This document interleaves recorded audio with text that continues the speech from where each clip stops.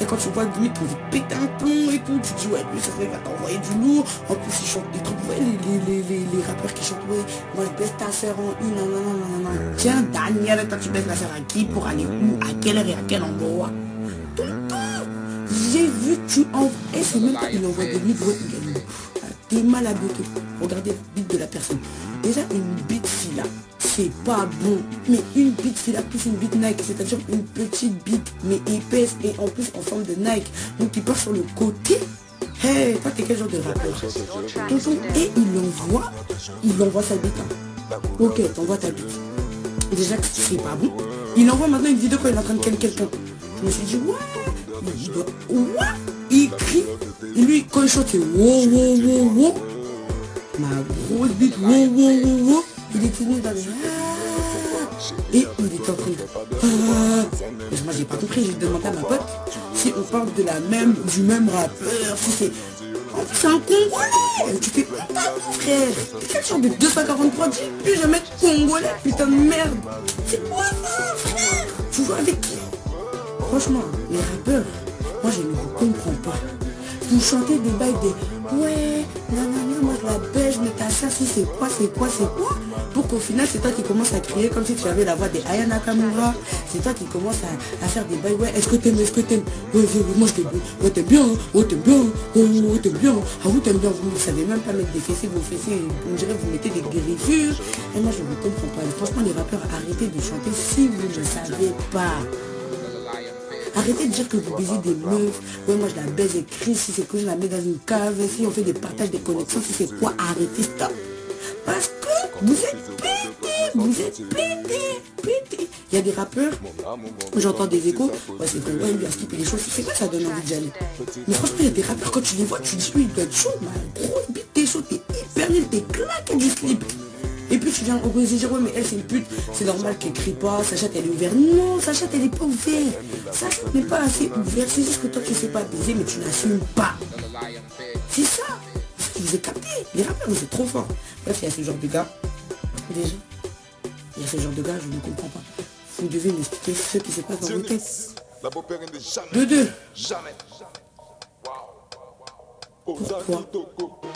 Pourquoi il y a des gars, vous mettez les capotes à l'envers. Vous savez pas mettre de capotes? C'est quoi?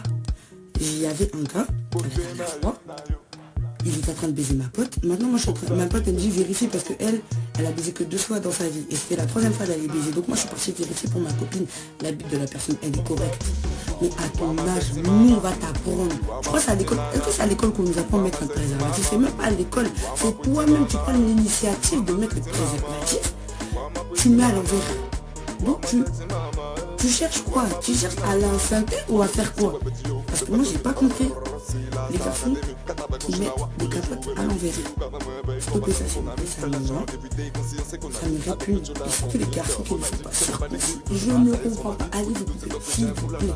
C'est un truc, ça me dégoûte. Moi je vois un gars non circoncis, je lui pète un coup. C'est vrai, j'ai déjà baisé avec un gars non circoncis. Il baisse bien. On ne peut pas faire le contraire. Ils sont vraiment chauds. Ils ont des vrais bites les gars non circoncis. Mais vos bites elles dégoûtent. La peau qui pend là. Votre peau qui pend là. Hein, vous voyez votre peau qui pend là. Elle dégoûte de fou malade, elle dégoûte. Limite ça devient, vous voyez comme les moutons là. Les moutons même c'est, vous voyez la peau qui dépasse au mouton là. C'est ça. Non, stoppez. Arrêtez ça s'il vous plaît, ça vous me stressez de fou malade. Il y avait ça. Et voilà, c'est ça que je voulais dire. Et je voulais dire aussi que... je vous raconte une histoire. Et après, je peux vous mettre dans mes lèvres. Donc, vous étiez nombreuses et nombreux à me demander le plus de maximum de cas avec combien je le fais. Je vais vous répondre aujourd'hui. Le maximum, j'ai déjà dit, je vais le répéter encore une dernière fois. C'est 15 mecs. Comment ça s'est passé, comment ça s'est déroulé, je vous explique. Il n'y a pas de souci. Soyez attentifs à l'histoire. Et puis voilà. Écoutez-moi bien. C'est-à-dire que en fait, j'avais 16 ans. Et il y avait des fêtes de Face Black à l'époque, des Face Black, comment je l'appelle, les anciennes fêtes, les anciennes fêtes. Moi je partais là-bas et tout. Et un jour je suis partie toute seule. ce jour-là, il y avait tout le monde. Moi, j'étais toute seule, il n'y avait pas de Madly. J'en avais cocktail et tout. À ce moment-là, Madly, cocktail, tout ça. Ok, je suis partie toute seule. Et pour rentrer, bah, c'était le matin vers 5h30 et tout. Et un gars, il me prend en voiture. Un gars, il me prend en voiture. Il me dit, ouais, tu vas où? J'ai dit, bah, je rentre chez moi. Et après, il a dit, ouais, tu veux que je te dépose? Et j'ai dit, ouais, comme tu veux. C'est-à-dire que je savais très bien qu'il avait pu me déposer. Donc, j'ai fait du semblant. J'ai fait, voilà, j'ai fait craver. Parce que je savais très bien qu'on allait atterrir chez lui. Mais ce jour-là, en fait, quand on est atterri chez lui, il me réservait une petite surprise à laquelle je n'étais pas prête. Je t'explique. C'est-à-dire qu'on va chez lui, on arrive, tout ça, il est à peu près quoi, 7h, 7h30. Il dit vas-y monte sur le lit, t'inquiète, j'arrive. Donc moi j'ai fait carré, je vais dormir. J'ai fait carré, je vais aller dormir alors que je savais très bien que j'allais pas dormir. C'était sûr. Donc il va chercher le capote. On monte, on baise, on fait ce qu'on a à faire. Ça allait.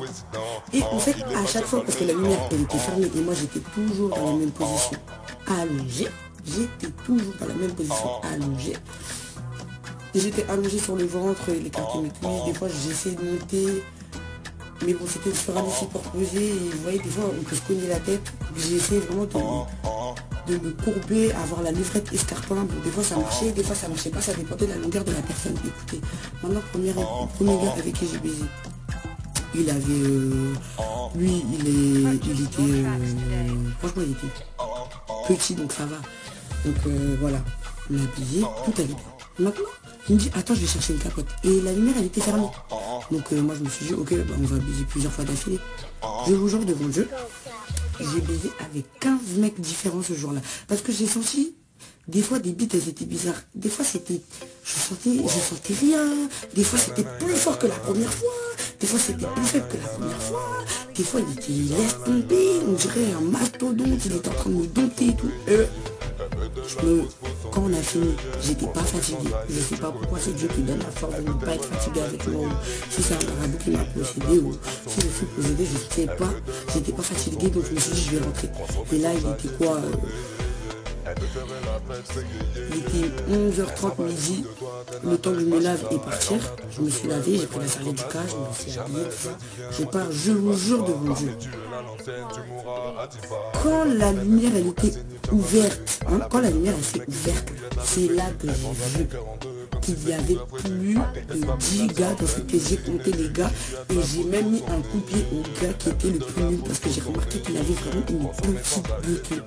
Une petite bite, c'est une dingue, mais une petite bite, mais c'est petit. Ça m'a énervé, mais bon, j'ai fait avec un gars, donc ça veut dire que c'était ma première partouze.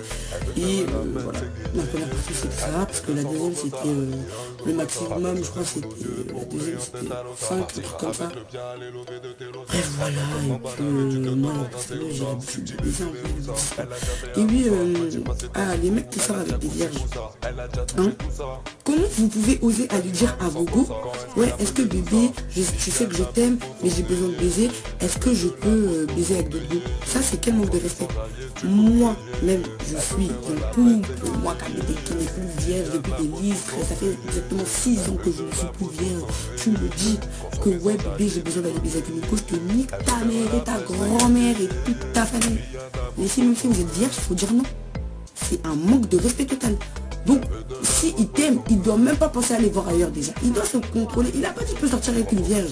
Vous n'avez pas dit vous allez sortir avec une vierge. Après, quand vous vous retrouvez avec les enfants d'autrui de l'autre côté, vous dites ouais, c'est la pute, elle m'a géré. Mais qui t'a dit de sortir avec la vierge en question? Moi, personnellement, les filles, je vous dis, le monde d'aujourd'hui, si tu n'es plus vierge, ça sert à rien de se poser. Parce que ton gars, après, c'est rare. J'ai pas dit que ça n'existe pas.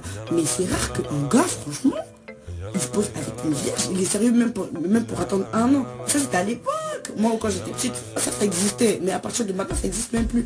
Il attend 2, 3, 4 mois, 5 mois maximum. Je pense. Après je sais pas. 5 mois maximum, il va tromper. Franchement ça sert à rien. Après moi je dis ça, je sais pas. Moi je suis pas en couple.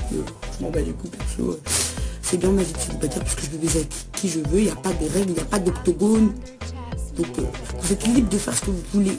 Si vous êtes comme moi, vous êtes libre, vous pouvez même montrer ça, que vous voulez montrer, moi ça me dérange pas, je m'en bats les couilles personnellement. Mais voilà quoi. Donc là, j'ai fini mes histoires et mes explications. Et qui veut rentrer dans mon live? Donc là, vous pouvez me demander. Je fais rentrer maximum 3 personnes aujourd'hui.